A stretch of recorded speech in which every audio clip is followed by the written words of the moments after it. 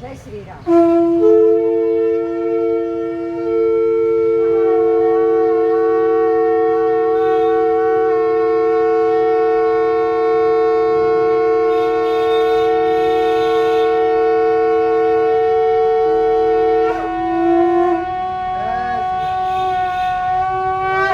जय श्रीराम. जय परशुराम.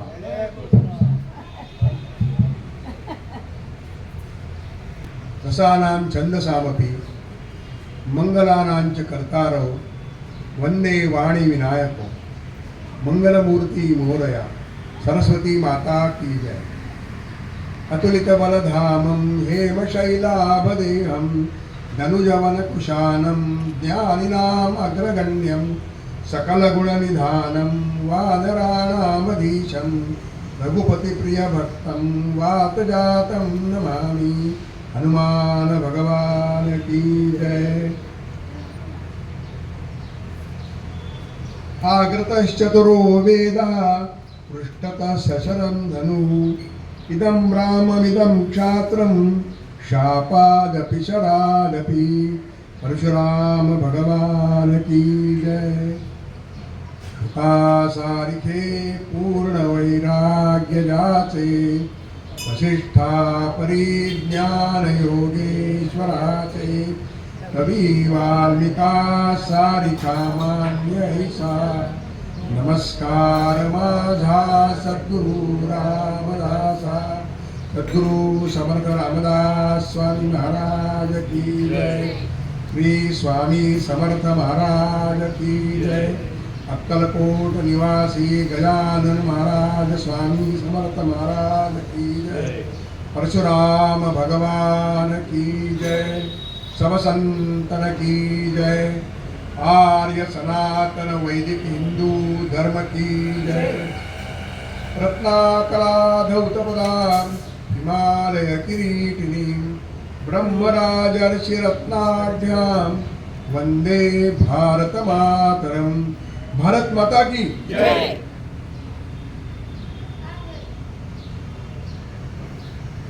स्वामींच्या चरणी वंदन आपण केलेलंच आहे. गजानन महाराजांना वंदन केलेलं आहे. भगवान परशुरामाला वंदन केलेलं आहे. हनुमंत आहेत या ठिकाणी, त्यांनाही आपण वंदन केलेलं आहे.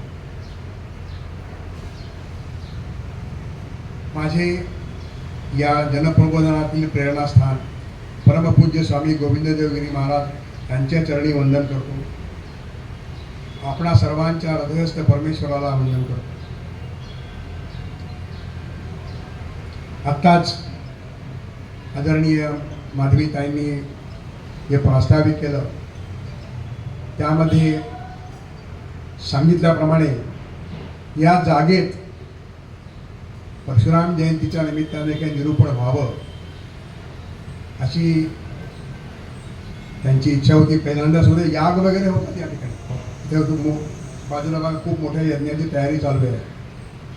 दरवर्षी परशुराम जयंतीला याग वगैरे होतं, पण निरूपण होत नव्हतं. पहिल्यांदाच होत आहे.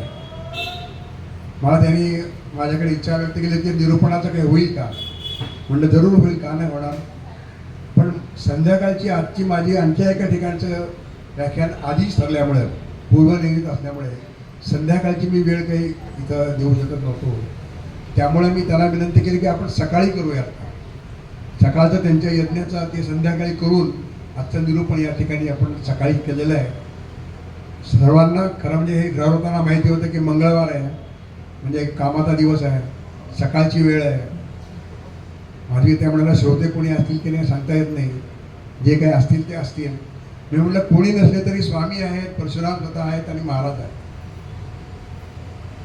एवढे सर्वश्रेष्ठ श्रोते असले म्हणजे मग पुरेसे आहे.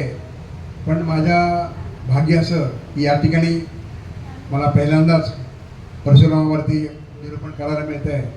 आणि आपण सर्व जाणकार श्रोते त्यांच्याशिवाय या ठिकाणी माझ्यासमोर आहात. हे आत्ता म्हणल्याप्रमाणे आपल्या सर्वांच्या हृदयस्थ परमेश्वराला म्हणलं. भगवान परशुराम, आपण भगवान परशुराम त्यांना असं म्हणतो.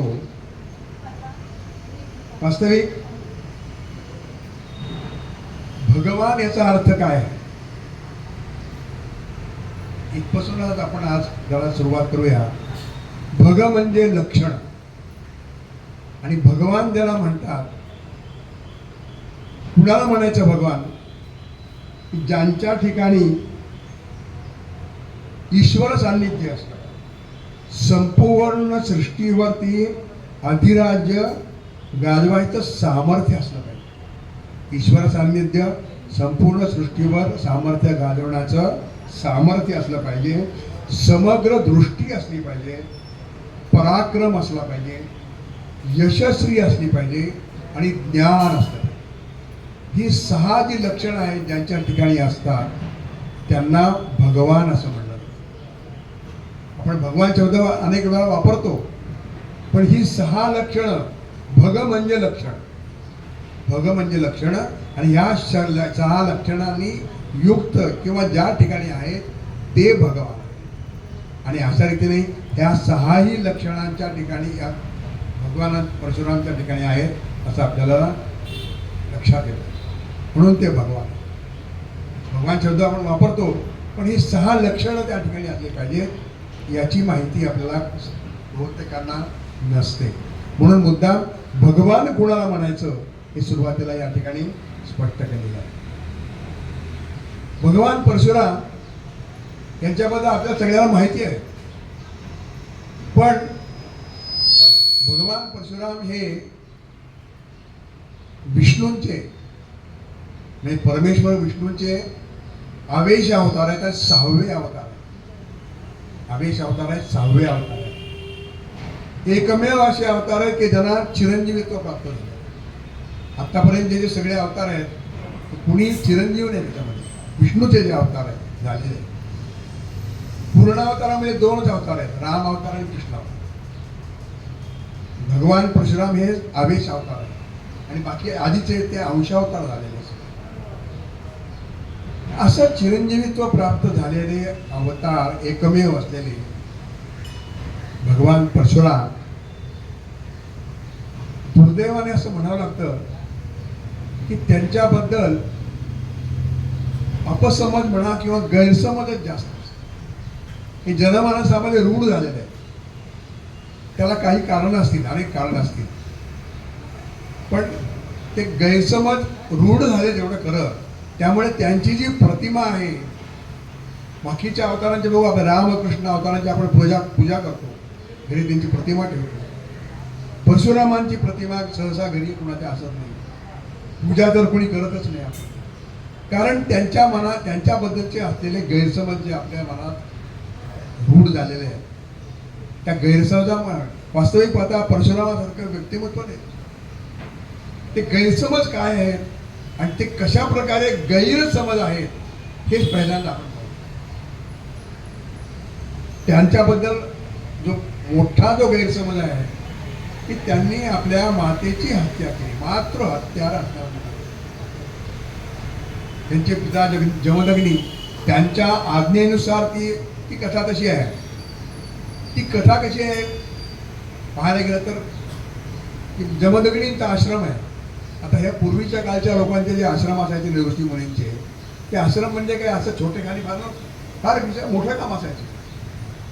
म्हणजे एका प्रकारे पूर्वीच्या काळीचे गुरुकुल म्हणेल किंवा आश्रम जे असायचे ते विद्यापीठाप्रमाणे असायचे. फार मोठा कारभार असायचा. काही शेकडो शिष्य त्या ठिकाणी राहायचे. हजारो शिष्य राहायचे. तिथं त्यांचं अध्यापन चालायचं. अशा भगवान जमदग्नीच्या आश्रमामध्ये म्हणजे भगवान जमदग्नीच्या पत्नी रेणुका म्हणजे हे सगळे हे दोघं जे आहेत ते परशुरामाचे माता पिता आहेत. जमदग्नी पिता आहेत. रेणुका माता आहे. आता जमदग्नीने कथा कशी आहे ती असं जमदग्नी जे काही पूजा करत होते अग्निहोत्र करत होते जे काही त्यांचा मंत्र चालू होते त्यावेळेला त्यांनी त्यांना पाणी आणायला सांगितलं होतं. म्हणे त्यांची असे रेणुका मातेवर जाऊन त्यांना असायची की नदीवर जाऊन पाणी आणायचं आणि ते पाणी त्या पूजेला वापरलं जायचं. एकदा त्या नदीवर गेल्या असताना त्यांनी एका गंधर्वाची जलक्रीडा बघितली आणि त्यांच्या मनामध्ये काहीतरी भावना निर्माण झाली आणि त्या भावनेपोटी ती झटकून टाकली जरी ती होत राहिली असं कथेमध्ये आहे. तर त्याच्यामुळे त्यांना यायला पाणी घेऊन यायला उशीर झाला आणि उशीर झाल्यामुळे जमदग्नी संतापले. वडात जमदग्नी म्हणले की आपल्या डोळ्यासमोर जी प्रतिमा उभा राहते ते म्हणजे एकदम क्रोध असलेले जमदग्नी बाबा. म्हणजे एखाद्याला कोपिष्ट माणसाला प्रतिमा द्यायची उपमा द्यायची म्हणले तरी आपण जमदग्नी म्हणतो. काय जमदग्नी असते का? कोपिष्ट शीघ्र गोपी किंवा असं म्हणतात. पण जमदग्नी म्हणजे कोपिष्ट. हे आपलं समीकरण ठरवून गेलेलं आहे. तो पण एक खरं म्हणजे अपसमज किंवा गैरसमजच आहे. पण ती कथा अशी आहे की ते जमदग्नी खूप प्रचंड रागावले तिच्यावरती आणि रागावले आणि त्या रागाच्या भरात त्यांनी सांगितलं त्यांना या जमदग्नींना रेणुका मातेला एकूण 5 मुलं. परशुराम हे सगळ्यात धाकटे म्हणजे 5वे आपत्ती. तर सगळ्यात पहिल्या 4 मुलांना त्यांनी आदेश दिला की इतके रागावले म्हणे की त्या रेणुका माते तुझ्यामुळे माझी पूजा खोळंबली. तुझ्या मनात काय आलंय मला सगळं समजलंय.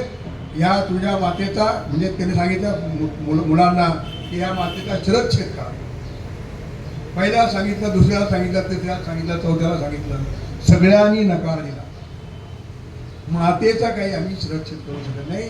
मात्र परमदैवत आई हे सगळ्यात मोठं दैवत आहे असं सगळ्यांनी त्यांना सांगितलं आणि पिताची आज्ञा त्यांनी मानली नाही.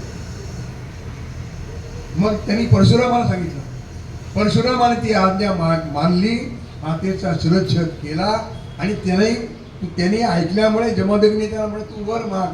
त्यांनी वर मागून घेतला. वर माग काय घेतला की माझी 4 भाऊ आणि माता जिवंत व्हावी आणि त्यांना ह्या मरणाची किंवा ह्या शिरच्छेदाचं काही स्मरण न व्हावं अशा प्रकारचा वर मागून घेतला आणि हे सगळे परत जिवंत झाले अशी ती कथा. पण मात्र हत्यारा असा होते त्या कथेमुळे त्यांच्यावरती काय बसलाय शिक्का बसला. आता मुळात एक सर्वसाधारणपणे तर्क जरी आपण लावला की एवढा मोठा आश्रम आहे आणि त्यांच्या आश्रमामध्येच एक जलाशय आहे. खरं म्हणजे जमदग्नीच्या आश्रमामध्ये एक जलाशय अशी त्या ह्याच्यामध्ये नोंद आहे साहित्यामध्ये. तर जमदग्नीच्या आश्रमामध्ये जलाशय आहे. तर ही रेणुका माता 3-4 किलोमीटर लांब नदीवरती कशाला पाणी आणा जाईल तर्क बघितला. मुळात कसं असतं की आपण म्हणलं हे मोठं विद्यापीठ आहे, गुरुकुल आहे. तर गुरुकुलाच्या हे कोण आहे ते प्रमुख जमदग्नी आहेत आणि त्यांची जी म्हणजे कुलपती आहेत ते आणि त्यांची जी पत्नी आहे ते गुरुमाता. एवढे सगळे शिष्य असताना यांच्या आश्रमामध्ये रेणुका माता स्वतः पाणी आणायला जाईल हेही संभवत नाही. आपण अनेक आश्रमातल्या कथा ऐकल्या असतील की सर्व शिष्य काय करतायत गुरूंची आणि गुरुमातेची सेवा करतात. पाणी आपण सांदीपनी आश्रमातलं वर्णन ऐकलंय त्याचं कृष्णाचं. कृष्ण स्वतः आकडे तोडायला गेले पाणी आणायला बरंच नाही.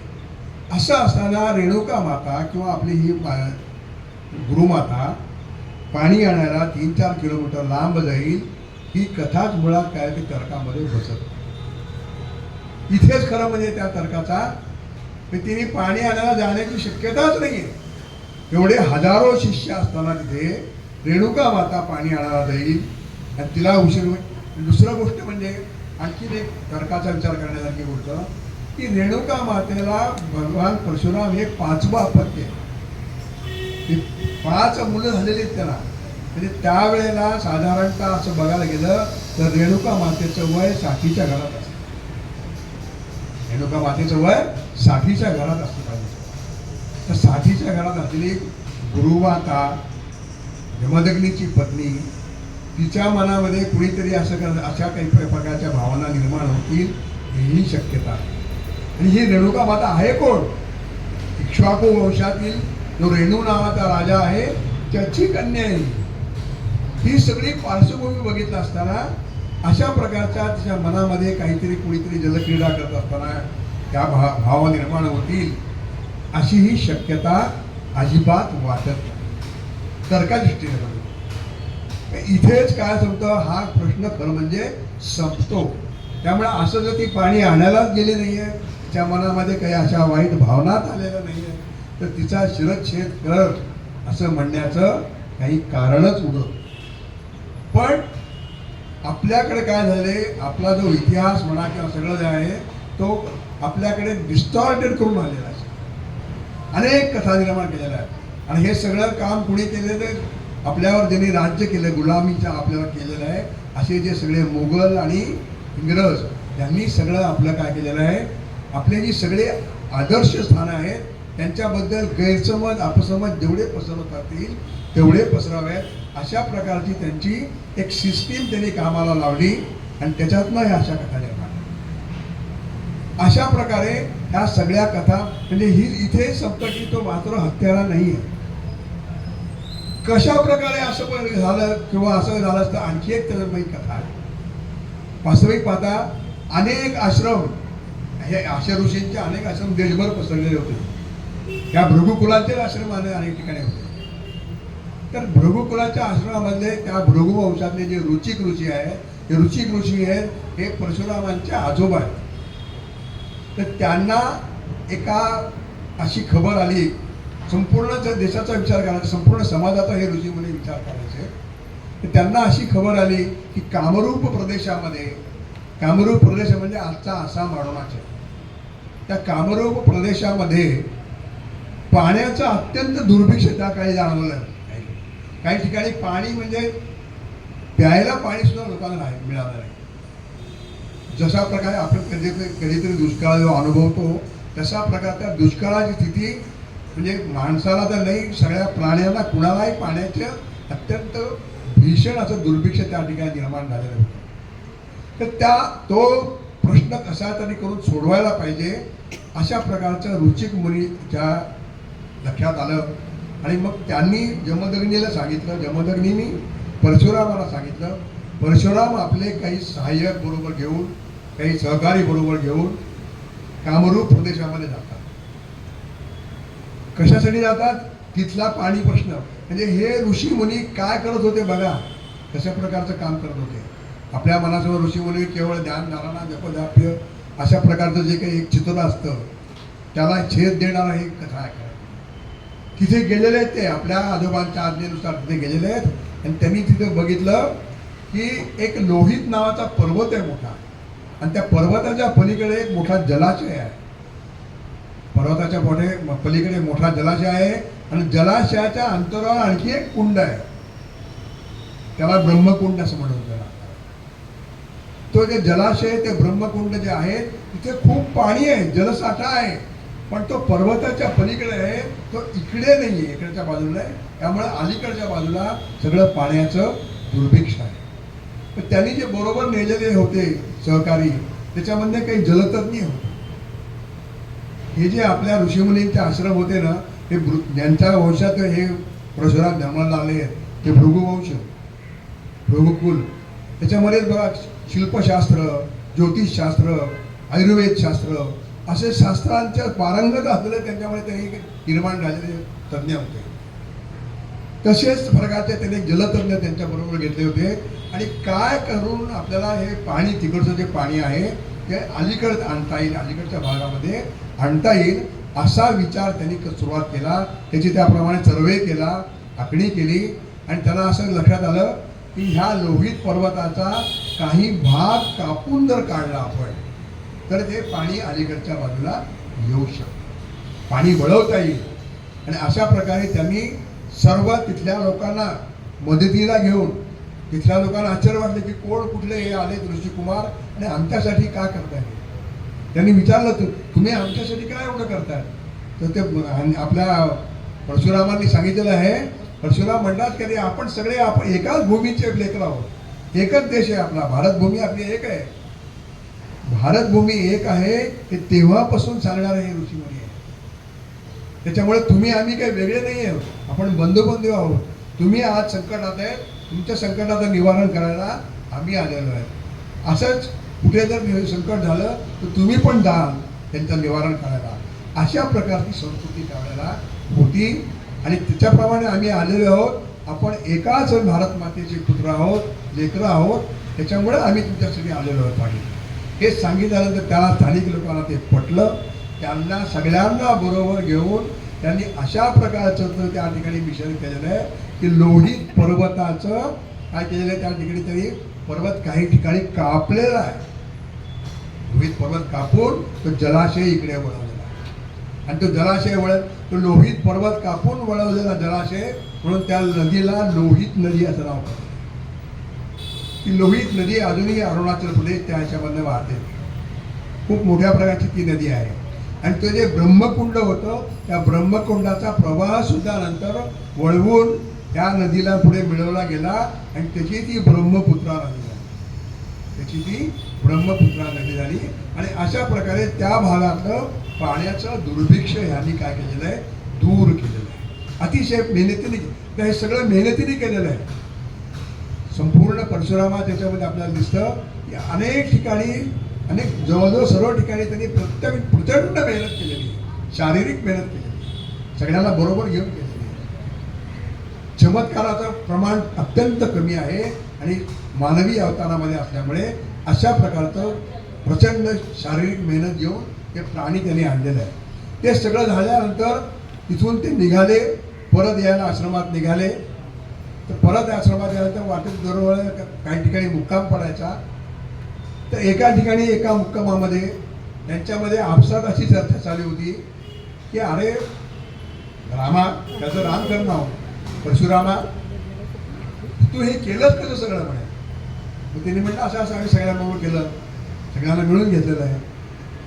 आम्ही सांगितलं की आपण एकाच भूमातेची लेकरं आहोत. म्हणजे तू भूमातेची तू ज्याला भारत माता म्हणतो, भूमाता म्हणतो, तिचा शिरच्छेद तू केलास की कशा प्रकारे. कारण पर्वत हे मातेचं काय शिर आहे, त्यालाच तू कापून काय केलेलं आहेस, पाणी आणलेलं आहेस. असा त्यांच्या आपसातला, मित्रातला, सहकार्यातला संवाद चालू होता. तो शिरच्छेद, मातेचा शिरच्छेद एवढाच शब्द कोणीतरी ऐकला आणि त्याचा जो पुढे तो प्रसार होत गेला की ह्यांनी मातेचा शिरच्छेद केला, मातेचा शिरच्छेद. अशा प्रकारे गैरसमज सगळीकडे, म्हणजे ते जिथे पोहोचवायचे त्याच्या आधी बातमी पोहोचायचे. इतके फास्ट आपले ते म्हणजे काय म्हणतात त्याला, रुमर्स पोचतात ना, तसं ते त्यावेळेला पण झालेलं होतं. कुठेही मुक्काम झाला की परशुरामाकडे एक वेगळ्या नजरेने लोक बघायचे, अरे हा मात्र हत्यार. अशा प्रकारे काय करावं केले त्यांनी, ते पर्वत कापून पाणी आतमध्ये इकडे आणलेलं आहे. पण त्याला मात्र हत्यारा जे पडलं. परशुरामाला हे म्हणायचे सगळे त्याचे सहकारी कोण होते, पराशर होते, आकृतबळ होता, हे सगळे त्याचे सहकारी होते. पराशर ऋषी बरं का, हे सगळे त्यांचे सहकारी होते. ते म्हणायचे अरे तुझ्याबद्दल असा सगळे गैरसमज सगळीकडे पसरतोय. आता ते म्हणाले ठीक आहे, लोकांना तात्पुरतं होईल, त्याच्यामध्ये काही होणार नाही. पण परशुरामांनाही कदाचित हे माहीत नसेल की इतक्या वर्षानंतर सुद्धा त्यांच्यावर जो मात्र हत्याराचा जो शिक्का बसलेला आहे, तो पुसण्याचं काम माझ्यासारखे काही थोडे लोक करतात. ते गैरसमज आहे. तो असं मात्र हत्यारा वगैरे नव्हते. जमदग्नीच्या बद्दल सुद्धा आपल्याला गैरसमज आहे की अत्यंत कोपित होते. जमदग्नी ऋषींनी खरं म्हणजे क्रोधावरती विजय मिळावा म्हणून तपश्चर्या, क्रोधावरती विजय मिळावा म्हणून, नाहीतरी ते क्रोध जितत आलेले आहेत. अशा प्रकारचे जमदग्नी. आपण गैरसमज जे लक्षात आलेले आहेत ते दूर करायचा प्रयत्न करायला पाहिजे. आणि अशा प्रकारे हे मातृ हत्यारा होते आणि रेणुका मातेबद्दलचे ते गैरसमज होते, ते खऱ्या प्रकारचे गैरसमज होत होते. आणि यापुढे आपण लक्षात ठेवलं पाहिजे की असं काही झालं नाही. त्यांच्याबद्दल आणखी एक गैरसमज असा आहे की 21 वेळेला पृथ्वी निक्षत्रिय केलेली. म्हणजे 21 वेळेला पृथ्वीवरून सगळे क्षत्रिय त्यांनी काय केलेले आहेत, खतम करून टाकले. आता या वाक्यामध्येच बघा कसं आहे. 21 वेळेला म्हणजे सुरुवात तरी करून गेल्या. पहिल्या वेळेला जर सगळी पृथ्वी निक्षत्रिय केली आहे तर पुढचे 21 वेळा करायची गरजच काय. पृथ्वी निक्षत्रिय केली असं आहे तर पहिल्या वेळेला जर सगळे क्षत्रिय कापून टाकले असतील तर 21 वेळाला करायची गरजच काय होती. इथेच त्याचा करा म्हणजे काय होतंय, आपल्या लक्षात येते की त्याच्यात काही अर्थ नाही असं म्हणणं नाही. पण त्याच्या मागे अनेक कथा आहेत. ते जमदग्नीला जेव्हा त्यांनी कार्तवीर्याच्या मुलाने मारलं तेव्हा शरीरावर 21 घाव केले. किंवा रेणुका मातेने ते बघत असताना 21 वेळेला ती काय ओरडली. अशा प्रकारचे काहीतरी कथा सगळ्या अशा पसरलेल्या आहेत. आणि म्हणून त्यांनी 21 वेळेला पृथ्वी निक्षत्रिय केली अशा प्रकारचं. आणि ब्राह्मण आणि क्षत्रिय या दोन याच्यामध्ये वाद निर्माण करण्याचं काम सगळं केलं. वास्तविक पाहता आपण परशुरामाचं चरित्र जर बघितलं, परशुरामाची माता रेणुका ही काय क्षत्रिय कुळातली आहे. इक्ष्वाकू कुल म्हणजे क्षत्रिय कुळ आहे. त्याची आजी सुद्धा सत्यवती म्हणजे ऋतिक ऋषींची पत्नी सत्यवती ही सुद्धा गाधी राजाची मुलगी होती. गाधी राजाचे म्हणजे कान्यकुब्ज जे देश होता त्याचे ते राजा होते गाधी राजा, त्यांची ती मुलगी आहे. म्हणजे त्या काळी अशा प्रकारचा कुठलेही भेद नव्हता. हा क्षत्रिय आहे, हा ब्राह्मण आहे, हा अमुक आहे तमुक आहे, वर्णानुसार चालायचं. गुणकर्म वर्णानुसार चालायचं. पण म्हणजे ऋषींना सुद्धा क्षत्रिय आपली मुलगी कन्या देत होते, राजे लोक देत होते. म्हणजे ऋषींची पण योग्यता काय आहे हे आपल्याला लक्षात होत आहे. आणि कुठल्याही अशा प्रकारचा भेद नव्हता. पण नंतरच्या काळामध्ये आपल्याला असं दिसून येतं की जातीवरनं अनेक मतभेद निर्माण झालेले, मनभेद निर्माण झाले, जे व्हायला नाही पाहिजे. विशेष करून ब्राह्मण आणि क्षत्रिय. परशुरामांनी याच्याबाबत सगळ्या क्षत्रियांचा नाश केलेला नाही आहे. आपण त्या कथेकडे येणारच आहोत. परशुरामांनी जे क्षत्रिय समाजाच्या दृष्टीने अत्याचारी झालेले होते, समाजाच्या दृष्टीने अत्याचारी झालेले होते, अशा क्षत्रियांचा नाश केलेला आहे. आपण जर परशुरामांना अवतार म्हणतो तर अवताराचं प्रयोजन काय आहे? यदा यदा हि धर्मस्य ग्लानिर्भवति भारत अभ्युत्थानमधर्मस्य तदात्म्यान्तं सृजाम्यहम् परित्राणाय साधूनां विनाशाय च दुष्कृतां धर्म संस्थापनार्थाय संभवामि युगे. समाजाची विस्कटलेली घडी नीट बसवण्यासाठी अवतार प्रयोजन आहे. जर परशुराम अवतार आहे तर त्यावेळेला काय झालं होतं? काही क्षत्रिय उन्मत्त झालेले होते. सर्वसाधारण प्रजेलाही त्रास देत होते, अनेक आश्रमाला त्रास देत होते, ऋषीमुनींच्या ठिकाणी त्रास चाललेला होता. आणि हे सगळं चालल्यामुळं अशा क्षत्रियांना धडा शिकवण्यासाठी परशुरामांचा अवतार. आणि म्हणूनच त्यांनी सर्वसकट थळ क्षत्रिय असं म्हटलं तर मग त्यांनी अयोध्येचे राजे जे आहेत, अयोध्येचे राजे काळात दशरथ होते परशुरामाच्या काळामध्ये सुद्धा. त्याच्यानंतर मिथिलेचे राजे जनक होते, त्यांच्याकडे तर त्यांनी शिवधनुष्य दिलेलं होतं आपलं. सगळ्या सरसकट क्षत्रियांची त्यांचं वैर होतं असं नाही आहे. जे कोणी क्षत्रिय अशा प्रकारचं वर्तन करत होते, अत्याचार करत होते, उन्मत्त झालेले होते, अशांचा नायनाट करण्यासाठी परशुरामांचा अवतार आहे. अशा प्रकारे हे सर्व 21 वेळेला निक्षत्रिय केली. तर 21 वेळेला एक निक्षत्रिय केलं हे पहिल्यांदा नक्षत्रिय केले असेल तर 21 वेळेला करायची गरजच नाही. पण एक असा उल्लेख होतो की त्यांनी 21 वेळेला मोहिमा केल्या वेगवेगळ्या ठिकाणी. ते एका ठिकाणाहून जायचे जिथे कुठे अशा प्रकारचे अत्याचारी क्षत्रिय असतील त्यांचा नायनाट करून परत यायचे. ही एक मोहीम संपली. अशा त्यांनी 21 मोहिमा केल्या. सगळ्या पृथ्वीवरून 21 वेळेला क्षत्रिय निक्षत्रिय केले असं त्यांनी केलेलं नाही आहे. आणि सरसगट क्षत्रियांना त्यांनी मारलेलं नाही आहे. अनेक क्षत्रिय त्यांचं काय होते, वास्तविक आता आपल्याला लक्षात येईल की रामाच्या अवताराच्या आधीचा अवतार आहे परशुरामाचा. म्हणजे रामाचा जेव्हा जन्म झाला, दशरथी रामाचा, तेव्हा दशरथाने परशुरामाच्या नावावरनं राम जन्म ठेवलेलं आहे. आपल्या मुलाचं नाव राम हे नाव ठेवलेलं आहे कारण हे परशुरामाचं नाव अगोदर राम होतं. त्याच्यासारखा पराक्रमी, त्याच्यासारखा सद्विचारी, त्याच्यासारखा शास्त्र आणि शास्त्र जाणणारा असं म्हणून आदर्श म्हणून त्या रामाचं नाव ठेवलेलं आहे. तर ते क्षत्रिय जर सगळे त्याच्या विरोधी असले असते तर दशरथांनी रामाचं नाव, आपल्या मुलाचं नाव परशुरामावरून ठेवलंच नसतं. अशा प्रकारे सर्व क्षत्रियांचा त्यांचा काय विरोध होता असं नाही आहे. त्यांनी कुणा सर्व क्षत्रियांचा नाश केला असंही नाही आहे. अनेक क्षत्रियांना त्यांनी काय केलेलं आहे? अभय दिलेलं आहे, क्षत्रियांचं रक्षण केलेलं आहे. जे क्षत्रिय असे होते त्यांना मात्र त्यांनी काय केलेलं आहे? सोडलेलं आहे. अशा प्रकारचा सर्वप्रथम आपण परशुरामाबद्दलचे जे गैरसमज होते, अपसमज होते ते दूर करायचा प्रयत्न केला आहे.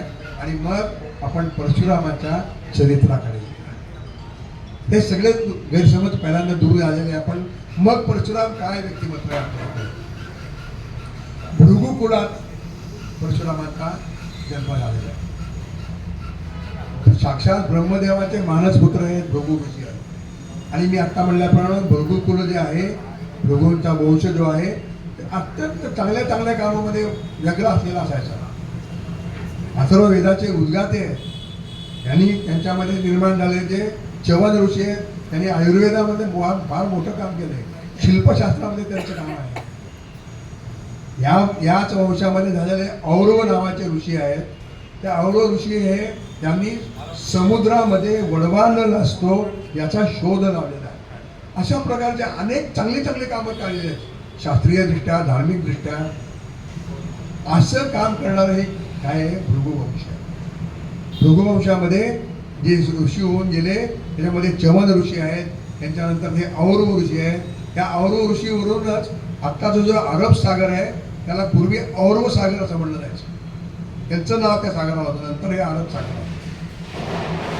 तसे औरव ऋषी आहेत, त्यांच्यानंतर रुचिक ऋषी आहेत, रुचिक नंतर जमदग्नी आहेत, आणि जमदग्नी नंतर काय अशा प्रकारचं हे त्यांचं फुलं आहे. आणि मी सांगितल्याप्रमाणे जमदग्नी आणि रेणुका यांचं 5वं अपत्य आहे. त्याच्या अगोदर रुचिक म्हणजे जे आजोबा आहेत परशुरामाचे, त्यांची पत्नी सुद्धा गाधी राजाची मुलगी होती. आणि जमदग्नीची पत्नी रेणुका ही सुद्धा रेणू नावाचे जे इक्ष्वाकू वंशातले राजा होते त्यांची पत्नी आहे. रेणुकाबद्दल असं म्हणतात की रेणुका, त्या रेणू नावाच्या राजाला अपत्य नव्हतं आणि त्यांनी जसं आपण पुत्र कामेष्टी पुत्र व्हावण्यासाठी करतो तसा कन्या कामेष्टी नावाचा यज्ञ केला. रेणू नावाच्या राजाने कन्या कामेष्टी म्हणजे कन्या व्हावी, चांगल्या प्रकारची उत्तम कन्या व्हावी म्हणून यज्ञ केलेला आहे. म्हणजे कन्येसाठी सुद्धा आपण यज्ञ करत होतो, अशी आपली परंपरा आहे. पुत्र आणि कन्या याच्यामध्ये भेद तेव्हापासून मानत नाही आहे. नंतरच्या काळात आपण पुत्राला फार महत्त्व द्यायला लागलो आणि कन्या ही दुय्यम समजली जाणार. कन्या कामेष्टी यज्ञ करून प्राप्त झालेली ती रेणुका आहे. रेणू राजाची मुलगी म्हणून तिचं नाव रेणुका. आणि ती साक्षात शक्ती आहे, भगवती आहे. आणि त्याच्यानंतर आपल्याला माहिती आहे की रेणुका माता ती पुढे जाऊन काय झाली, संपूर्ण जगाची माता झाली. अशा ह्या जमदग्नी आणि रेणुका यांच्या पोटी भगवान परशुरामांचा जन्म झालेला आहे. त्यांना भृगुवंशात आल्यामुळे भृगुनंदन म्हणतात, भार्गवराम म्हणतात. आणि त्यांनी नंतर परशु धारण केलेलं आहे. जेव्हापासून त्यांनी परशु धारण केला तेव्हापासून त्यांचं नाव परशुराम झालं. आधी त्यांना नुसतं राम होतं, मग भार्गवराम होते, भृगुनंदन होते, पण परशु जेव्हा त्यांनी धारण केला तेव्हा ते परशुराम. जमदग्नीच्या आश्रमामध्ये काही काळ घातल्यानंतर जे विश्वामित्राच्या विश्वामित्र म्हणजे त्यांचे मामा आहेत. विश्वामित्र मामाच्या आश्रमामध्ये त्यांनी काही अस्त्रविद्या, आपले जे ऋषींचे आश्रम होते ना ते आश्रम मी आधी सांगितल्याप्रमाणे अनेक प्रकारे काम करायचे. सगळ्यामध्ये त्या ठिकाणी असणाऱ्या लोकांना शेती करता आली पाहिजे, शेतीचं शिक्षण द्यायला हवं. केवळ धर्माचं आणि वेदाचं शिक्षण होतं असं नाही, वैदिक जीवन पद्धती ज्याला म्हणतात त्याच्यामध्ये शेतीचं शिक्षण असायचं, आयुर्वेदाचं शिक्षण असायचं, ज्योतिर्विद्याचं शिक्षण असायचं. अशा सगळ्या शाखा असायच्या आणि त्याच्यामध्ये चांगल्या चांगल्या प्रकारचं काम करून संशोधनाचं सुद्धा काम करत असतं. अशा प्रकारचं निरनिराळ्या क्षेत्रामध्ये आता आपण बघतो की नाही तर साधारणतः एखाद्या ठिकाणी गेलं की एकाच चाकोरीतनं शिक्षण मिळतं. तसं त्या ठिकाणी नव्हतं. जो विद्यार्थी आलेला आहे तो सर्वांगीण त्याचं काय व्हायला पाहिजे, व्यक्तिमत्व घडलं पाहिजे, अशा प्रकारचे त्या ठिकाणी योजना होती. आणि सगळ्यांना शस्त्रांचं शिक्षण सुद्धा दिलं. सगळ्यांना शस्त्र चालवता आली पाहिजे. इस्रायलमध्ये बघतो आपण बघा, सगळ्यांना मिलिटरी काय जे एज्युकेशन आहे किंवा कंपल्सरी केलेलं आहे त्यांनी, तसं सगळ्या आश्रमातनं सगळ्यांना शस्त्र चालवता आलं पाहिजे असं शिक्षण झालं. जमदग्नीचे पुत्र असल्यामुळे जमदग्नी त्यांच्या ज्या जन्माची काळाची जी कथा आहे त्यानुसार काय झालं, त्यांच्याकडे थोडेसे क्षात्र गुण आलेले आहेत. ते क्षात्र गुण नंतर परशुरामामध्ये परावर्तित झालेले आहेत.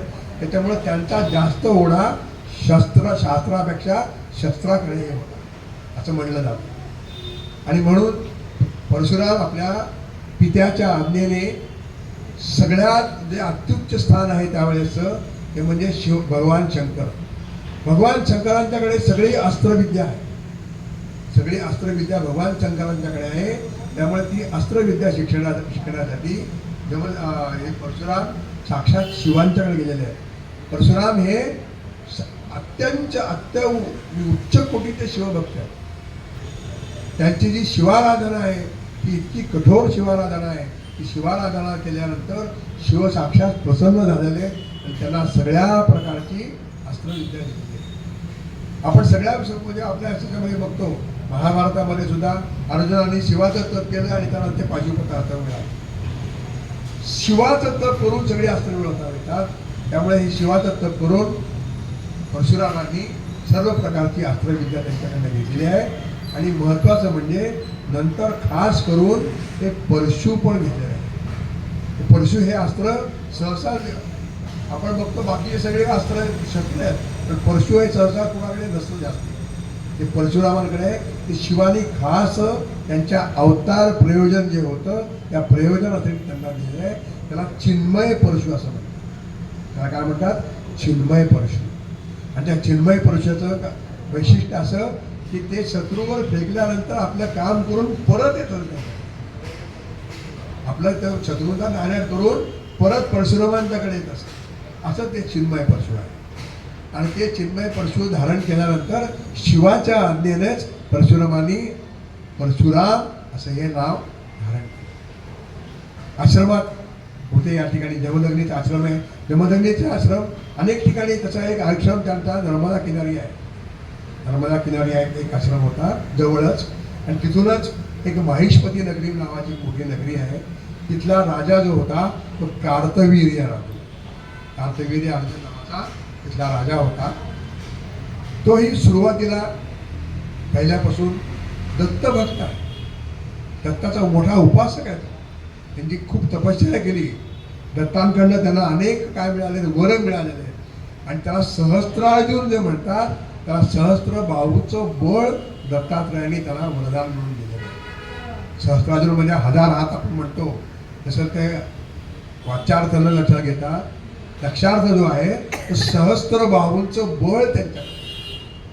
अशा प्रकारचं सहस्त्रार्जुन त्या ठिकाणी माहिष्मती नगरीमध्ये काय करतात? राज्य करतात. त्यांची पत्नी मनोरमा आहे. त्या कुलाचे जे कुलपती आहेत किंवा कुलगुरू आहेत ते गर्गमुनी आहेत. अशा प्रकारे सगळं चांगलं त्यांचं आहे. पण होतं काय माहिती आहे का? जेव्हा सत्ता येते, सत्ता जेव्हा संपत्ती येते तेव्हा माणूस जर नाही बदलला तर ठीक आहे. पण सत्ता आणि संपत्ती आली की माणसाकडे अनेक जे काय होतात भरपूर यायला लागतात. त्याला सत्तेचा अहंकार चढतो. माझ्यासारखं कोणी मोठा नाही आहे अशा प्रकारचं जेव्हा वाटायला लागतं तेव्हा त्याच्याकडनं अनेक काय होणार त्यामुळं त्याचा दुरुपयोग व्हायला सुरुवात होतो. आणि त्या अहंकाराच्या पोटी दुरुपयोगाच्या पोटी अनेक समाज विघातक कामं त्याच्याकडनं. सत्ता आहे, संपत्ती आहे आणि चांगलं आहे, शक्ती आहे, संपत्ती आहे आणि चांगलं आहे असं फार कमी होतं. जे रामाकडे होतं. दशरथी राम आहेत त्यांच्याकडे सत्ता होती, संपत्ती होती, सद्गुणही होती म्हणून ते राम आहेत. रावणाचं उदाहरण घ्या. सत्ता आहे, संपत्ती आहे पण अहंकारी होता म्हणून तो रावण आहे. सत्ता आणि संपत्ती सांभाळायचं सुद्धा काय लागतं? एक वेगळी सद्गुण लागतो. तो सद्गुण रामाकडे होता म्हणून राम आहे आणि तो रावणाकडे नव्हता म्हणून ते रावण आहे. तसंच ह्या कार्तवीर्य अर्जुनाच्या बाबतीत आहे. ते सगळं अशी संपत्ती आली, सत्ता आली, सगळं अधिकार आले आणि मग हळूहळू त्याच्यातला जो अहंकार तो जागा झाला आणि त्यांनी मग प्रजेवरती अत्याचार करायला सुरुवात केली. अनेक प्रकारचे कर लादायला सुरुवात केली. अशा प्रकारचं त्याचं दुर्वर्तन सुरू झालं. ते वाढत गेलं, इतकं वाढत गेलं की प्रजेला वाटलं की हा आपल्याला राजा नको, कुठून आला राजा. अशा प्रकारचं इतकं दुराचार आणि अत्याचार ह्या कार्तवीर्याने सुरू केलेले होते. असा अत्याचारी दुर्वर्तनी कार्तवीर्य एकदा योगायोगाने जमदग्नीच्या आश्रमात पोहोचला. त्यावेळेला परशुराम बाहेर होते. परशुराम त्या ठिकाणी आश्रमामध्ये नव्हते. आणि मग अतिथीचं स्वागत केलेलं आहे जमदग्नीने. अतिथी म्हणजे किती, त्यांच्याबरोबर सगळं सैन्य होतं. कुठल्या तरी मोहिमेला गेलेले होते, काहीतरी गेलेले, आणि बरेचसे 1000-1200 असे हजारो लोक त्यांच्याबरोबर होते. रात्रीची वेळ होती, अतिथी आहेत. आता कुठं मुक्काम करावा, आश्रम दिसला म्हणून आत गेले तर जमदग्नीचा आश्रम आहे. जमदग्नीने आणि रेणुकाने त्यांचं स्वागत केलेलं आहे. थोड्याच वेळात आपल्या सगळ्यांच्या भोजनाची राहण्याची व्यवस्था करतो असं सांगितलेलं आहे. तुम्ही एकटेच का, सगळ्यांना बोलवा असं म्हणालेलं आहे. आपल्या ऋषींचं आपलं हेच आहे, कुणी येईल त्यांना आतिथ्य करायचं, मनोभावे करायचं. राजाला आश्चर्य वाटलं की एक साधा आश्रम असणं, एवढ्या सगळ्या लोकांची व्यवस्था आणि एवढ्या कमी वेळेत करतो म्हणतात, कमाल आहे म्हणतात. तुम्ही या काळजी करू नका म्हणले. एक तासाभरात अर्धा तासात ते पोहोचले सगळे तिथे. तर सर्व काही जय्यत तयार, जणू काही राहुट्या उभारलेल्या आहेत. सगळीकडे सगळं भोजनाची व्यवस्था केलेली आहे, निवासाची व्यवस्था केलेली आहे, सगळं काही तयार एकदम. त्या कार्तिकेयाला आश्चर्य, एवढ्या कमी अल्पावधीत सगळं कसं काय झालं. सगळं जेवण वगैरे केलं, सगळं झालं. आता आराम करा म्हणले. सकाळी उठून तुम्ही जा. रात्री ह्या कार्तिकेयाला काही झोप लागली. सारखं ह्याच्या मनात असं आलं की काय ह्या ऋषीकडे काय आहे एवढे, की एवढ्याच अल्पावधीत सगळी एवढी जय्यत तयारी केली, त्यांनी उत्तम प्रकारचं भोजन केलं, निवासाची व्यवस्था केली. तर सकाळी उठल्यानंतर ते विचारत आहेत की मुनी, आपल्या हे एवढं सगळं कसं करू शकणार. जमदग्नी येते ते काय असं आपलं हातचं सांगून सांगितलं नाही की, किंवा कुठं सांगितलं नाही. त्यांनी सांगितलं मी काहीच केलं नाही, माझ्याकडे ती कामधेनू आहे ना. त्या कामधेनूला आम्ही सांगितलं की आपल्याकडे अतिथी आले, त्यांची सोय करायची, ही सगळी सोय. माझ्याला आश्चर्य वाटलं. जे मी करू शकत नाही ते ऋषी करू शकतात आश्रमामध्ये. त्याच्या मनामध्ये असूया निर्माण झाली, त्याच्या मनामध्ये असूया निर्माण झाली. आणि तो म्हणाला की माझा एवढं सगळं संपत्ती, राज्य सगळं काय तुच्छ म्हणलं त्याच्यासमोर. एक काम देणं असलं की सगळं झालं. आता ज्या ठिकाणी आपण जेवलेलो आहे तिथं आपलं आतिथ्य झालेलं आहे, त्याच ठिकाणी जाताना त्या आपल्या यजमानाला म्हणायचं, तुम्ही ज्या थाळीमध्ये मला वाढले ती थाळीच मला द्या. असं प्रकारचा त्या कार्तवीर्याने त्या जमदग्नीने म्हणाले की ती कामधेनू मला द्या, कामधेनू मला द्या, याचा आग्रह त्यांनी धरला. आता जमदग्नी म्हणतात ती कामधेनू काही माझी नाही आहे, माझ्या आणि रेणुकाच्या विवाहामध्ये इंद्राकडनं ती रेणुकेला दिलेली भेट आहे. ते स्त्रीधन आहे, त्याच्यावर माझा अधिकार नाही आहे. अरे राजा, अरे तुझ्याकडे एवढी संपत्ती आहे, एवढं सगळं वैभव आहे, तुला काय करायची एक गाय. नाही म्हणे, माझं वैभव तुमच्या ह्या कामधेनूपुढे तुच्छ आहे म्हणलं. मला ती कामधेनू. ज्या जमदग्नीने अनेक प्रकारे त्याला समजवायचा प्रयत्न केला, पण त्यांनी काही आपला हात सोडला नाही. शेवटी ते इतकं प्रकरण पुढे गेलं की तुम्ही जर नाही दिलं तर मी बळजबरीने घेऊन जा. बळजबरी करायचा प्रयत्न केला. जमदग्नी ऑलरेडी त्यांनी काय केलं तर आपल्या सगळ्या क्रोधावरती विजय मिळवलेला होता.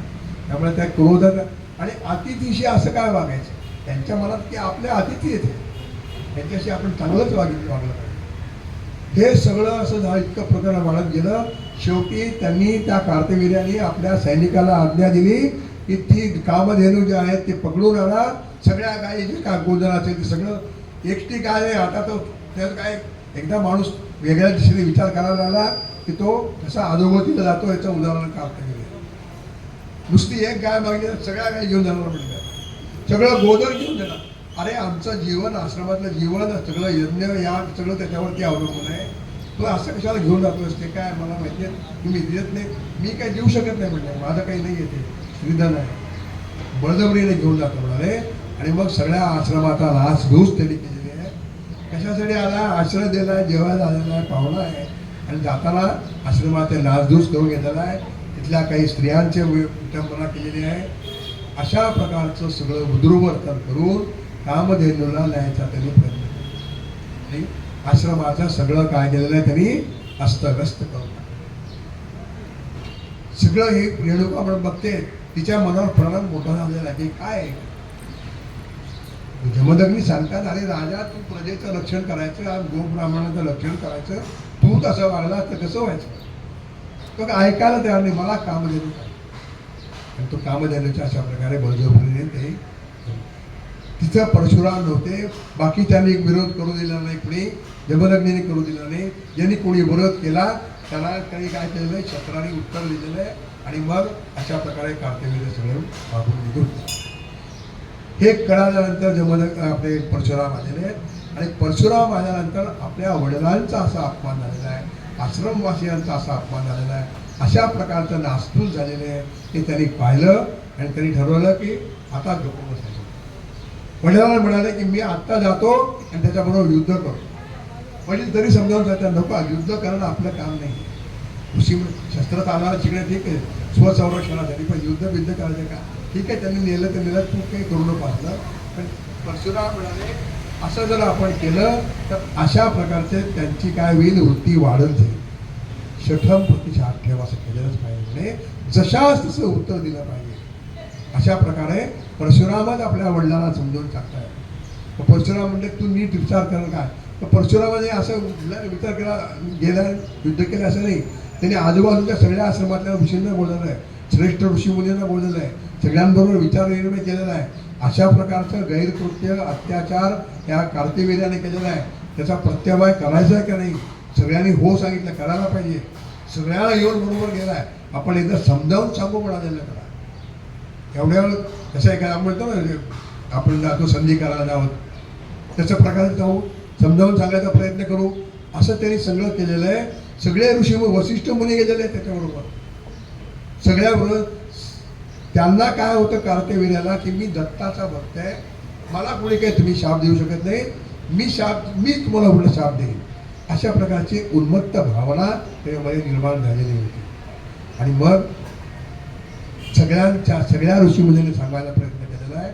कार्तिवीर्याने ऐकलेलं नाही आहे, उलट सगळ्यांचा अपमान केलेला आहे. आणि मग याचे परिणाम तुला भोगावे लागतील असं सांगून सगळे परत आले. युद्धाची तयारी केलेली आहे. आणि मग मात्र परशुराम जाऊन त्यांनी कार्तिवीर्याबरोबर युद्ध केलेलं आहे. पहिल्यांदा त्यावेळेला भगवान शंकराने सांगितलेलं आहे की चिन्मय परशु तुला जो मिळालेला आहे त्याचा आता तुला उपयोग करायचा, त्याच्यासाठीच तुझा अवतार आहे. असे जे मातलेले क्षत्रिय आहेत त्यांचा निपात करण्यासाठी तुझा अवतार आहे. तू चिन्मय परशुचा अवश्य उपाय काय कर, उपयोग कर. अशा प्रकारे भगवान शंकराने सुद्धा दृष्टांत दिलेला आहे. आणि मग परशुराम निघालेले आहेत, सैन्य गेले आहेत, कार्तिवीर्याबरोबर युद्ध झालेलं आहे. पहिल्यांदा त्याचे सगळे जे भाऊ आहेत ते सगळे कापलेले आहेत. खूप मोठं घनघोर युद्ध झालेलं आहे. आणि ह्या युद्धामध्ये शेवटी कार्तिवीर्याचा वध परशुरामाने केला. परशुरामाने त्याचा वध केल्यानंतर आपलं जे काय ते सगळं परत घेऊन बोधन घेऊन परत आलेले आहेत. परशुरामाने या ठिकाणी असं केलं नाही बघा की त्यांच्या मुलाला मारलं ताबडतोब, असं केलं नाही. आपलं वैरी कोणाचं आहे, ह्या कार्तिवीर्यावर, त्याचा वध केला. बाकीच्या कुणाला त्यांनी काय केलेलं आहे, हात लावलेला नाही आहे. इथं चुकलं की काय असं पण पुढे वाटायला लागतं. ते पुढच्या मोहिमा जे करायला लागल्या परशुरामाला, त्याच वेळेला सगळ्यांना खलास केला असं पुढच्या मोहिमा करायला लागला नसता कदाचित. पण त्यावेळेला जी ते सद्बुद्धी त्यांना ऋषिगण असल्यामुळे जे वाटलं त्याप्रमाणे त्यांनी केलेलं आहे. पण ह्या नंतरच्या काळामध्ये आता आलेले आहेत. आता जमदग्नी त्याला काय म्हणतात की तू नाही म्हणलं तरी एक हत्या केलेली आहेस, त्याचं प्रायश्चित तुला घेतलं पाहिजे, तपश्चर्याला जा. तपश्चर्याला त्याला पाठवलेलं आहे. पुन्हा हत्या केल्यानंतर प्रायश्चित घ्यायचं असतं, अशी आपल्या ऋषीमुनींची होती. तपश्चर्याला पाठवलेलं आहे. पण इकडं काय झालं, हे तपश्चर्याला गेले तर ह्या कार्तिवीर्याचे जे मुलं होती सगळी त्यांनी ठरवलं आहे की आमच्या वडिलांना मी मारलेलं आहे, आम्ही जमदग्नीला मारलं. म्हणून कुणी ह्यांचे बहु कुणी नव्हते, त्यांचा परशुराम कुणी नाही आहे त्या आश्रमामध्ये. हे सगळं बघून ठरवून ते आलेले आहेत. आणि परशुरामाच्या वडिलांना म्हणजे जमदग्नीला त्यांनी काय केलं, ठार केलं. आणि ते कशा प्रकारे ठार केले असं की वर्णन आहे. 21 गाव केले, अमुक केले, तमुक केले. हे 21 जो आकडा आलेला आहे तो काही ठिकाणी म्हणतात 21 गाव त्यांच्या शरीरावरती होते. आता असं म्हणणारे म्हणतात की गाव करताना कोण मोजत बसतो का 21 गाव काय, हे का नंतर ते पोस्टमार्टम आहे. 21 वेळा रडली अमुक तमुक. 21 हा आकडा जसा आलाय तसा आलाय खरं. 21 वेळा निक्षत्रिय केली. आपण म्हणतो खरं म्हणजे कसं बोलताना तुला 1000 सांगितलं म्हणत नाही का आपण, तुला 100 वेळा सांगितलं, 100 वेळा सांगतो का आपण, पण ते म्हणण्याची पद्धत असते. तसं ते 21 कठोर तर आलेलं असणार शक्यता आहे. पण जमदग्नींच्या अशा प्रकारे त्या कार्तिवीर्याच्या मुलांनी काय केलं आहे, हत्या केलेली आहे. परत परशुरामांना कळालं, परशुराम परत आलेले आहे. आणि मग परशुरामांनी परत त्यांचा जो प्रवास आहे सगळ्या आता सगळे कार्तिवीर्याचे सगळे जे वंशज आहेत त्यांना ते काढून टाकायचं, निपात करून टाकायचं, त्यांचा निपात करून टाकायचा. आता पहिल्यांदा अगोदर खरं म्हणजे त्यांच्या जमदग्नीचं हे करायला पाहिजे. पण ते इतके क्रूर निघाले कार्तिवीर्याचे मुलं की त्यांनी जमदग्नीचं शिर घेऊन गेले. ती शिर परत आणण्यासाठी त्यांना यावं लागलं. डोकं त्याच्याशिवाय पुढचे क्रियाकर्म करता येत नाही. अशा प्रकारे जमदग्नीचं ते शिर आणण्यासाठी परत जाऊन त्यांना सगळ्यांना प्रवास केलं. परशुरामाने ते शिर आणलं. असं म्हणतात की त्यांची जी अंत्ययात्रा रेणुकाला विचारलं की आपण ह्याचं कुठं करायचं क्रियाकर्म, तर ते सांगितलं की तू ह्याला घेऊन जा आणि जिथे तुला असं जाणवेल की इथं हे करायचं आहे तिथंच ते करायचं आहे. आणि ते जे असं म्हणजे एक एवढे 5 पराक्रमी पुत्र असतो एवढा मोठा आश्रम असून परशुरामांनी एका कावडेमध्ये जमदग्नीचं शरीर एकामध्ये बाजूला रेणुका अशी कावड घेऊन अशी अंत्ययात्रा कधी निघाली अशी अंत्ययात्रा परशुराम चालतायत ज्या ठिकाणी त्यांना जाणवलं तो दत्तात्रयाचा आश्रम होता त्या ठिकाणी त्यांनी थांबलेलं आहे. त्यांचं क्रियाकर्म झालेलं आहे आणि त्याच ठिकाणी सती गेलेल्या आहेत. असं म्हणजे रेणुका माता सती गेलेल्या आहेत. पण ते सगळ्या लोकांना तू शासन कर हा जो मातेचा जो त्याला आदेश होता त्याप्रमाणे त्यांनी तो आदेश पाळून सगळ्या उन्मत्त झालेल्या क्षत्रियांचा परशुरामाने काय केलेला आहे, नाश केलेला आहे. अशा प्रकारे परशुरामाचा जो अवतार होता तो उन्मत्त झालेल्या क्षत्रियांपासून समाजाचं रक्षण करण्याचं. सगळ्या क्षत्रियांचं मी आधी सांगितल्याप्रमाणे त्यांनी निर्दालन केलेलं नाही आहे. अनेक क्षत्रिय त्यांचे काय होते, चांगले मित्र होते. दशरथ होता, त्यानंतर मिथिलेचा जनक होता आणि असे अनेक उदाहरण देता येईल. पण सगळ्या प्रकारच्या उन्मत्त झालेल्या क्षत्रियांचा त्यांनी नाश केलेला आहे. आता सगळं एवढं सगळं साम्राज्य म्हणजे एवढी भूमी हे कार्तिवीर्याचं साम्राज्य फार मोठं होतं. कार्तिवीर्य म्हणजे इतका मोठा राजा होता, चक्रवर्ती सम्राट होता की त्याचं राज्य असे तू हिमाचल राज्य होतं. त्या रावणाला तरी बंदिवान, रावण तेव्हापासून आहे का, रामाच्या परशुरामापासून रावण आहे. त्या कार्तिवीर्याने रावणाला बंदिवान करून टाकलं, त्याच्या आजोबाने ते सोडून आणलं त्याला, अशी कथा आहे. अशा प्रकारचं ते सगळं मोठं सगळं साम्राज्य हे परशुरामांनी मिळवलेलं आहे. सगळ्या राजांकडे जिंकलेलं आहे ना सगळ्यांनी. हे बाकी काही राज्य सोडले ते एवढं सगळं मोठं जे राज्य त्यांनी जिंकलेलं आहे, भूभाग जिंकलेला आहे.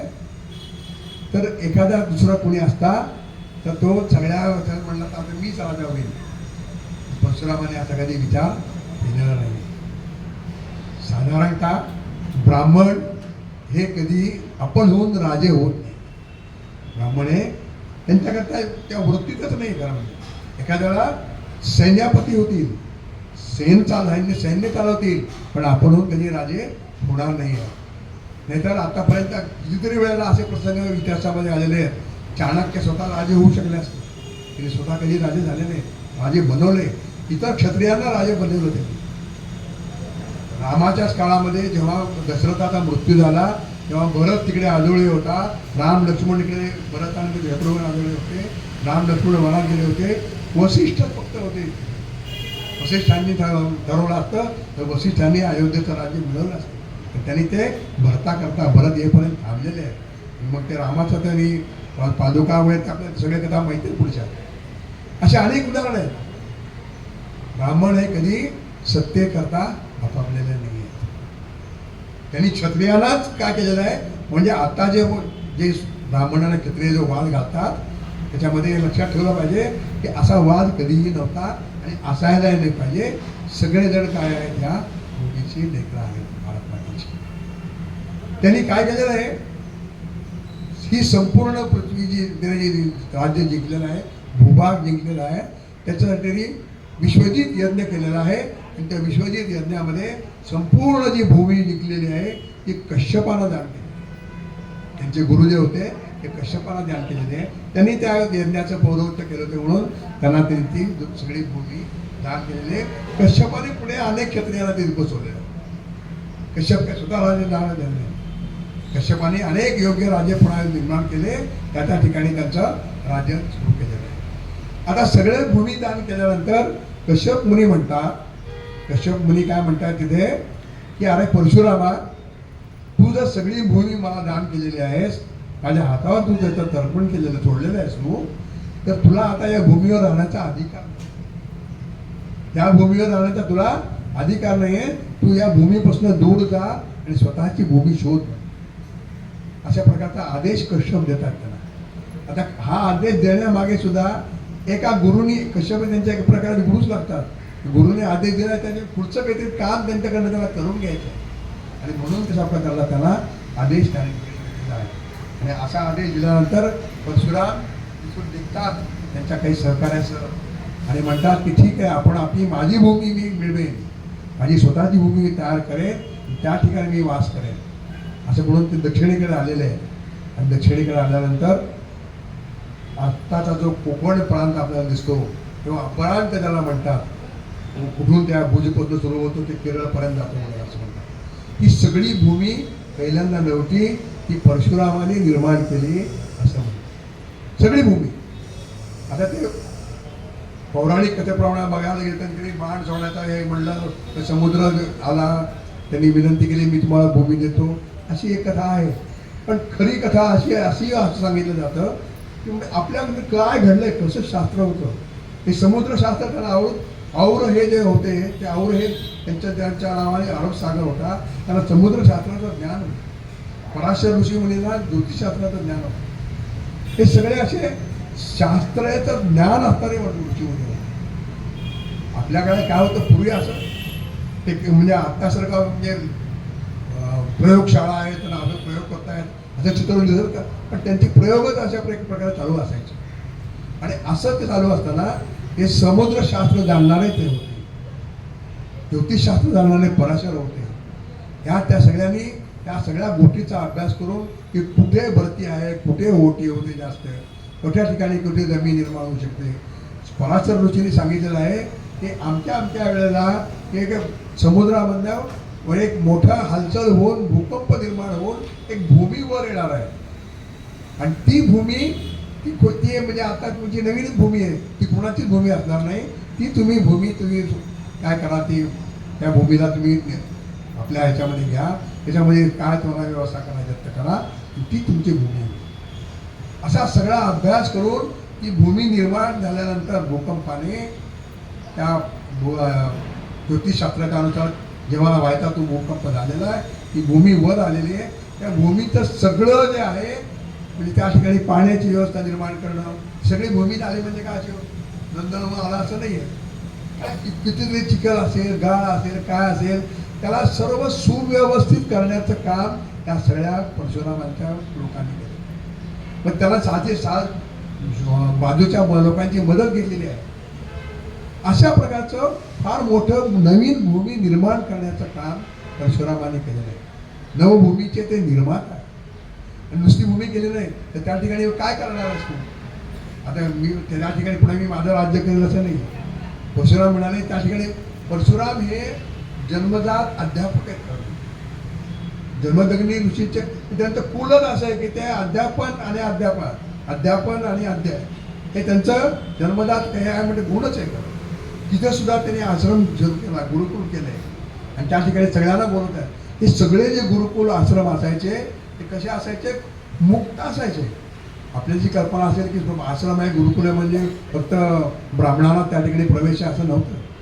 सगळ्या वर्णाच्या लोकांना असायचं.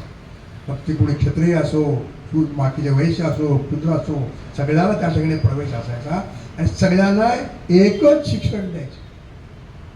सगळ्यांना त्या ठिकाणी तर असं घडलेलं आहे की काही गतधवा म्हणजे विधवा स्त्रिया त्यांना भेटलेल्या होत्या आणि त्या विधवा स्त्रियाने सांगितलं की आमची समाजातली विधवा स्त्रियाच्या बाबतीत बघता मला की स्त्रियांच्या विधवा स्त्रियांच्या बाबतीत प्रश्न तेव्हापासून सुद्धा होता.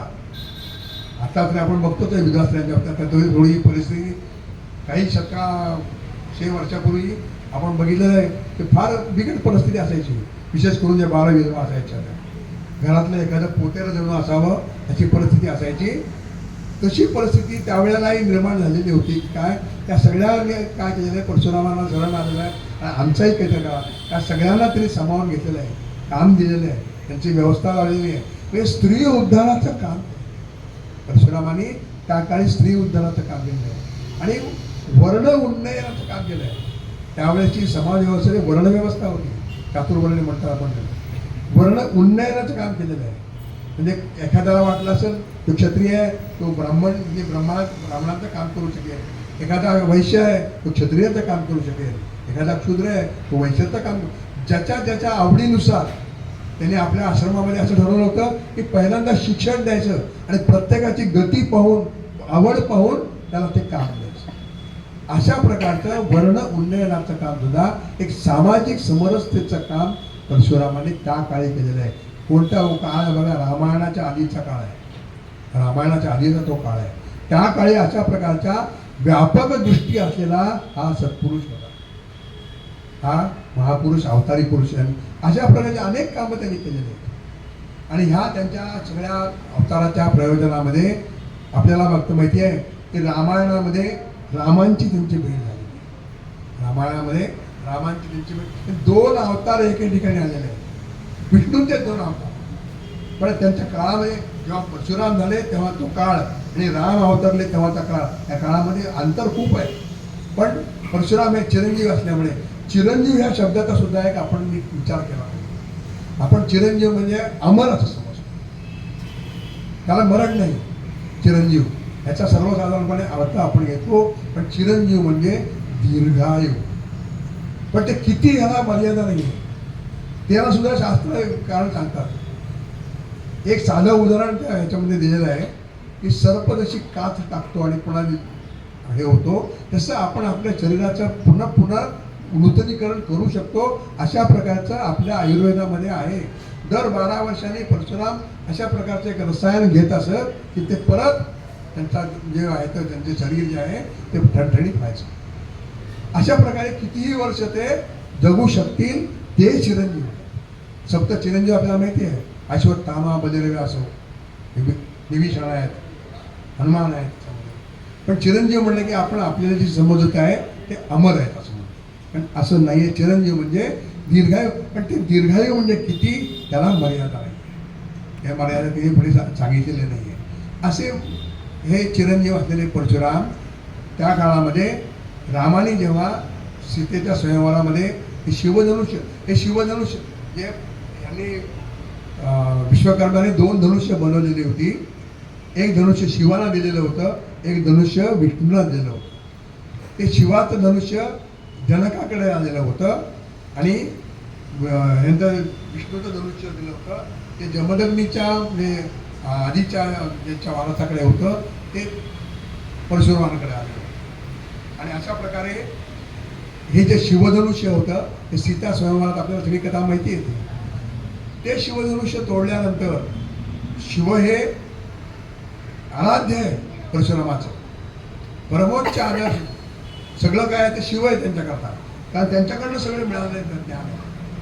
ते शिवधनुष्य तोडलं आहे असं म्हणल्यानंतर परशुरामाला पहिल्यांदा खरं म्हणजे राग आला, खूप राग आला, कोण निर्माण झाला, कोण आहे हा शिवधनुष्य तोडणारा असं म्हणून ते पाहायला म्हणून गेलेले आहेत ते कोण आहे. आणि मग ते तेव्हा खरं म्हणजे हे सगळे वराड निघालं होतं परत अयोध्येला त्या मिथिलेवरनं. वाटेतच परशुराम त्याला गाठलेलं आहे, कुठे राम कुठे, राम कुठे. आता हा परशुराम आला तो असा सहज आला नाही. परशुराम आला म्हणजे एकदम सगळीकडनं विजा चमकायला आल्या, ढग आले, वातावरण एकदम बदलून गेलं असं वर्णन सगळं आहे त्याच्यामध्ये. आणि भयभीत झाले सगळे, काहीतरी आता अलगटीत घडणार आहे. तो परशुराम सगळे दिप्पाळ असं समोर उभा राहिलेला आहे. तर दशरथ परशुरामाला बघून घाबरले म्हणे, आता काहीतरी संकट आलं. ते परशुरामबद्दल असे सगळे गैरसमज होते. काय म्हणतात दशरथ घाबरलेले आहेत, कारण क्षत्रियाचा द्वेष्टी असं म्हणजे काय होतं. आता काय होतंय की आणि ते धनुष्य तोडलेलं पुन्हा राम कुठे राम कुठे राम कुठे विचारायला आले. राम पुढे आले, मी राम आहे. हा तू राम आहे का? त्या रामाकडे बघून त्याला खरंच वाटेल ना परशुरामाने की यांनी धनुष्य तोडलं. मग परशुरामाने काय करावं, आपल्या जवळचं एक धनुष्य होतं, त्याला वैष्णव धनुष्य म्हणतात. ते धनुष्य रामाला दिलं आणि ते म्हणले की तू ह्या धनुष्याला प्रत्यंचा लाव आणि बाण लाव, मग मी तुला मारेन. कारण दोन्ही एकच विश्वकर्माने बदलले, एका शिवासाठी होतं, एक विष्णूसाठी होतं. राम म्हणाले ठीक आहे लावतो. रामाने ते वैष्णव धनुष्याला प्रत्यंचा लावली, बाण लावला आणि मग म्हणतात राम की आता तर मी बाण लावलेला आहे धनुष्याला, आता मी कुठं सोडू सांग. एकदा लावलेला बाण मी ते परत घेत नाही. अशा प्रकारे राम परशुरामाला सांगतात. आणि ते खरंच वैष्णव, जो माणूस वैष्णव धनुष्याला प्रत्यंचा लावू शकतो त्याचा अधिकार परशुरामाने जाणलेलाच आहे. त्याने लक्षात आलं परशुरामाच्या की अरे आपल्याप्रमाणेच हे सुद्धा एक अवतारच आहेत, विष्णूचेच अवतार आहेत. सगळं लक्षात आलेलं आहे. मग त्यांनी काय सांगावं की माझं जे पुण्य आहे त्या पुण्यावरती बाण सोडून म्हणले, आणि पुण्य सगळं जवळ हरकत नाही काही, मी परत मिळवेल. अशा प्रकारे तो बाण सोडलेला आहे. रामाचं महत्व जाणलेलं आहे परशुरामाने. आणि वैष्णव धनुष्य नाही, आपलं सगळं जो तेज आहे, छात्र तेज, ते सगळं रामाच्या मध्ये काय केलं, ते परावर्तित केलं. रामाला सगळं ते दिलं टाकलेलं आहे. कारण रामाच्याकडनं जो पुढे जे रावणवध व्हायचा त्यासाठी म्हणून हे सगळं परशुरामाने आपली छात्रविद्या सगळी रामाला काय केली, हस्तांतरित केलेली आहे असं सांगतात. रामाच्या परशुराम स्वतः रामाला एक प्रदक्षिणा घालून जायला निघतात. राम सुद्धा परशुरामांचं पूजन करताय. राम सुद्धा परशुरामांचं पूजन करताय. म्हणजे एका अवताराने दुसऱ्या अवताराचं अशा प्रकारे केलेला ते आदर आहे.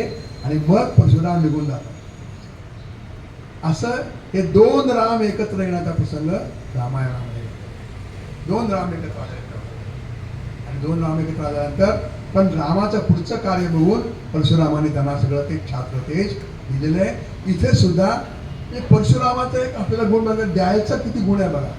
सगळी भूमी जिंकली, देऊन टाकली. रामाला सगळं देऊन टाकलं. पुढे त्यांचे शिष्य कोण कोण झाले निर्माण. त्यांनी भगवान श्रीकृष्णाला सुदर्शन चक्र कोणी दिलंय, परशुराम. सुदर्शन चक्र जे भगवान श्रीकृष्णाला हातात असतं ते कोणी दिलंय, परशुरामाने. त्यांचे शिष्य कोण आहेत, भीष्म, द्रोण आणि कर्ण. कर्णाची आपल्याला कहाणी माहिती आहे. कर्णचं ते सांगून आला होता की मी असा ब्राह्मण आहे म्हणून सांगून आला होता. ते खोटं बोलल्याचं कळाल्यानंतर त्याला ते शिक्षा केली, शाप दिलेला आहे. त्याने वेळेला तुला तुझी विद्या बनणार नाही. अशा प्रकारचे सगळ्या म्हणजे कुठल्याही क्षत्रियाबद्दल त्यांच्या मनामध्ये तशी अडी नव्हती. सगळ्यांना त्यांनी उलट शस्त्रविद्या शिकवलेली आहे. जर परशुरामाला सगळ्या क्षत्रियाबद्दल मनात अडी असती, विरोध असता, तर ह्या सगळ्या क्षत्रियांना त्यांनी काय केलं, शस्त्रविद्या दिलेलीच नसती. तिथेच सगळं खरं म्हणजे आपल्याला लक्षात येतं की परशुराम एक सगळ्या क्षत्रियांच्या विरोधी नव्हते. अनेक सगळे तुमचे आपले शिष्य जे आहेत हे मातबर शिक्षक सगळे, त्या सगळ्या शिष्याला त्यांनी काय केली, सगळी शस्त्रविद्या दिली आहे. असं परशुरामांचं काम त्या ठिकाणी आपण बघतो की अनेक प्रकारे अनेक पैलू त्यांच्या व्यक्तिमत्वाचे या ठिकाणी दिसून येतात. आणि हे परशुराम अमर आहेत असं पण म्हणत नाही, चिरंजीव आहेत. आणि चिरंजीव आहेत. एकदा त्या कोकण भूमीकडे बसवली तेव्हा ती सगळे दक्षिणेकडनं सगळी 60 पुलं आणली, तर त्यांना तिथं सगळं बसवलेलं आहे असं सांगतात. तर तिथून पुढे ते कोकणस्थ ब्राह्मण निर्माण झाले असं म्हणतात. कोकणस्थ ब्राह्मणांचे जे परशुराम हे काय आहेत, कुलदैवत आहेत, त्यांची दैवता आहे त्यांची. सगळे त्यांना परशुरामांच्या बाबतीत दत्ताप्रयाप्रमाणे ते स्मृतुर्गामी असं म्हणतात. तुम्ही त्यांना पुकारा ते येतात, त्यांना हाक मारा तुम्ही मनापासून, तुमच्या हृदयापासून ते येतात असं म्हणतात. तर ते खरं आहे की नाही, खोटं आहे की नाही बघायला म्हणून तिथल्या काही लोकांनी काय केलं, उगीच त्यांचं स्मरण केलं. त्यांनी काय सांगितलं आहे की संकट असेल तर मला बोला, म्हणजे मी यावं असं काही असेल तर. त्यांनी तुम्ही म्हणलाय ते खरं आहे की नाही म्हणून त्यांनी स्मरण केलं. ते आले, काहीच कारण नव्हतं. म्हणल्यानंतर परशुराम रागावलेले होते. असं तुम्ही करायला नाही पाहिजे म्हणून. आता मी तुम्हाला दिसणार नाही किती असं. तेव्हापासून जे अंतर्धान पावलेले आहेत ते अजूनही पंतधान पावलेले आहेत. असं म्हणतात. पण परशुराम अजून आहेत आणि योग्य वेळेला येतील असा अनेकांना विश्वास आहे. परशुरामाचं जे क्षात्र तेज आहे, परशुरामाचा जो त्याग आहे, परशुरामाचं जे शास्त्र आणि शस्त्र एका ठिकाणी असणारा जो अपूर्व संगम आहे, त्याची जेव्हा जेव्हा देशाला गरज आहे वाटतं तेव्हा तेव्हा लोक त्यांना परशुरामांना बोलावतात असं वाटतंय. आपल्या 1962च्या युद्धाच्या वेळेला जेव्हा असा प्रसंग निर्माण झाला आणि आपण बघतो की चीनच्याकडनं आपल्याला काय केले, मात खावी लागली आणि ते चीनच्या मात खाल्ल्यानंतर आपल्याला असं लक्षात आलं की जे राज्यकर्ते होते त्यांनी काय केलेलं की व्यवस्था बरोबर केलेली नाही, सैन्याची व्यवस्था बरोबर केलं. अनेक सैनिकांना आपल्याला काय केलं, प्राणाला गमवावं लागले. त्यावेळेला हिंदीतले एक कवी दिनकर म्हणून गेले, नामधारी सिंग दिनकर, त्यांनी जो काव्य केलं ते परशुरामाला बोलवलंय, परशुराम तुमची आवश्यकता या, आता परशुराम तुमची आवश्यकता या. ते काव्य फार खूप मोठं आहे आणि त्याच्यामध्ये त्याने असं म्हणलेलं आहे, शेवटी मी एकच का दाखवतो, यह वज्र के लिए सुमो का सुम है, यह और कोई नहीं केवल हम तुम है. ते परशुराम म्हणजे आपणच आता परशुराम झाला पाहिजे अशा प्रकारचं त्यांनी या दिनकरांनी म्हटलेलं आहे. यह नहीं जाति का न गोत्र का बंधन का, आ रहा मित्र भारत का, हे जनजन का, असं त्या काव्य खूप मोठं आहे. त्यावेळेला त्यांनी परशुरामाला असं बोलवलं नाही आणि ते काव्य इतकं स्फूर्तिपद आहे, खूप छान काव्य आहे ते. समर्थ रामदास जेव्हा तिकडे चिपळूणच्या परिसरात गेले तेव्हाही त्यांना वाटलं की आता समर्थांच्या अगोदर व्यासानी बोलवलंय त्यांना, आता या म्हणून. अशा प्रकारे कधी जेव्हा अशा प्रकारची परिस्थिती निर्माण होते तेव्हा परशुरामाचं स्मरण करतात, त्यांनी यावं असं वाटतं. परशुरामचे बरोबर इतके जर गैरसमज असले असते तर ह्या सगळ्या मोठ्या लोकांनी त्यांना बोलवलं नसतं. ते गैरसमज हे दूर करायला लागतात आणि परशुरामाचं व्यक्तिमत्व खरं कसं होतं हे जाणून घेण्याचा आपण आज प्रयत्न केलेला आहे. मगाशी माझी त्यांनी सांगितल्याप्रमाणे हे जे गजानन महाराज अक्कलकोटचे आहेत त्यांना साक्षात दर्शन दिलेलं आहे परशुरामाने. अक्कलकोटला गुरुमंदिरामध्ये परशुराम अवतरलेले. त्यांनी परशुरामाचं आणखीन एक महत्त्वाचं कार्य म्हणजे या पृथ्वीवरती श्रीविद्याच्या उद्गाते कोण असतात तर परशुराम. त्रिपुर सुंदरीचं जे उत्तर शक्ती आहे त्या शक्तीचे उद्गाता कोण, त्यांनी हरितायन ऋषींना हे सगळं ज्ञान दिलं म्हणून ते पृथ्वीतलावरती आले. त्या स्त्री विद्येची दीक्षा गजानन महाराजांना अक्कलकोटमध्ये त्यांच्या कानामध्ये परशुरामांनी सांगितलं. अशा प्रकारचे दीक्षा दिली. आणि आता मध्ये त्यानं सांगितल्याप्रमाणे गजानन महाराजांनी त्याला दिलेले असे वचन आहे की आम्ही हे वैदिक जीवन जे आहे परत आम्ही या ठिकाणी काय करू, निर्माण करण्याचा प्रयत्न करू. त्या ठिकाणी त्याला वेद पाठशाळा निर्माण करायची आहे की श्रुतींचं पुनरुज्जीवन करायचं म्हणजे वेद पाठशाळा करायची. अशा प्रकारचे अनेक आपल्याला दिसून येतं की परशुरामांनी गजानन महाराजांना या ठिकाणी गजानन महाराजांना त्यांनी 6 यात्रा घडवलेल्या आहेत स्वतःबरोबर योगिक मार्गाने. म्हणजे परशुराम आहेत हे आत्ताचं म्हणजे गजानन महाराजांचा काळ काही फार जुना नाही काळ, 1988 काळपर्यंत काळ आहे. त्यांना स्वतः योगिक मार्गाने 6 यात्रा घडवलेल्या आहेत. ते परशुराम जिथे जिथे गेले तिथे तिथे त्याला घेऊन आपला जर अधिकार असेल तर परशुराम आपल्याला दिसतील. अशा प्रकारचं हे काय उदाहरण दिलेलं आहे. आता खरं म्हणजे हा जो काळ आपला आला आहे फार भयंकर काळ आहे. परशुरामाची अत्यंत आवश्यकता आहे आपल्याला. त्यांचा जो क्षात्र तेज आहे आणि ब्रह्मतेज आहे या दोन्हींची आवश्यकता आहे. पण परशुरामाने येऊन काही करावं याची आपण वाट बघण्यापेक्षा आपल्या सगळ्यांमध्ये असणारा जो राम आहे तो आपण जागा. आपल्या सगळ्यांमध्ये राम आहे, तो राम आहे.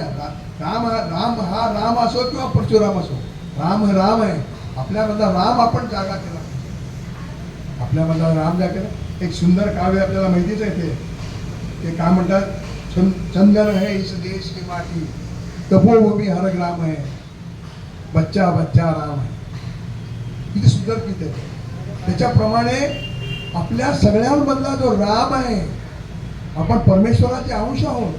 आपल्या सगळ्यांमधला राम आपण जागा केला पाहिजे. आणि आत्ताचं जे म्हणजे परिस्थिती निर्माण झालेली आहे. त्या परिस्थितीला तोडण्याचा प्रयत्न करा. केव्हा तरी कोणीतरी येईल, अवतार येईल तिची वाट बघितली. परशुराम म्हणतात अरे तुम्ही काय करा ना.